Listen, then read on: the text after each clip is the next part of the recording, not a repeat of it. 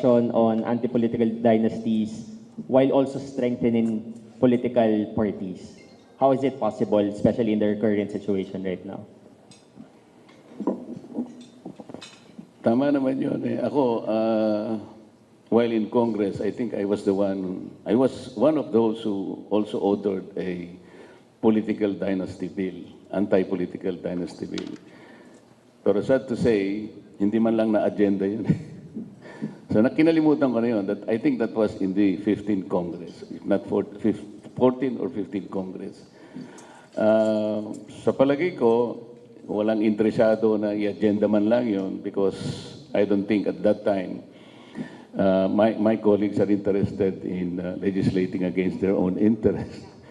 So, nawalan ako ng gana talaga. I was frustrated because early in my stint as congressman in the House of Representatives, gusto ko talaga walang political dynasty. I'm not trying to belittle the contributions of the family dynasties who participated in electoral exercises. Pero pangkaraniwan talaga na dominate talaga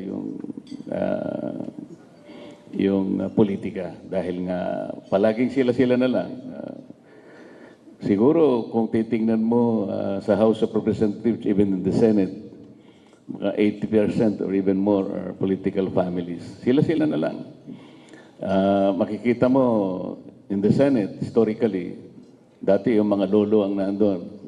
Ngayon, yung mga parents, ngayon, mga apo na yung mga kasabay ko ngayon, mga apo na nila. So you can see how long the political dynasty has reigned in this country. Sa palagay ko, hindi siya talaga healthy. Merong positive siguro doon, but more on the negative side. Kaya kailangan ng palakasin talaga natin yung party system talaga. Hindi yung kung sino ang presidente, doon lang sila. Pag wala na yung presidente, lipatan ng lipatan. Wala nangyayari, walang permanency. 14th or 15th Congress. Can we say that you can also champion this in the Senate right now?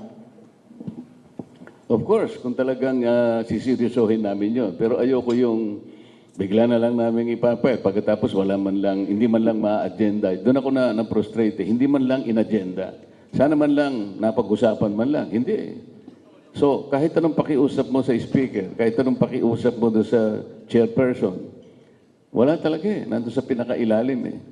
Ayaw nila talaga.